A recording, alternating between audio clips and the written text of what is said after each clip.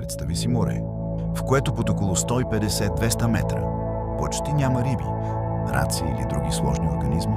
Точно такова е Черно море. Причината не е студът или липсата на светлина.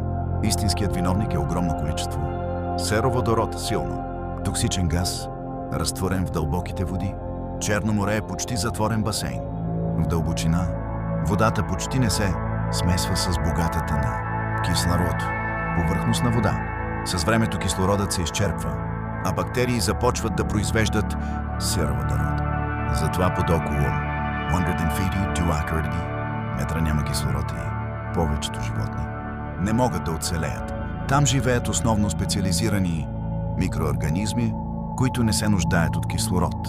Затова над 5-90% от обема на Черно море е практически невидим. За сложните морски организми, едно от най-необичайните морета на Земята се крие точно до нас.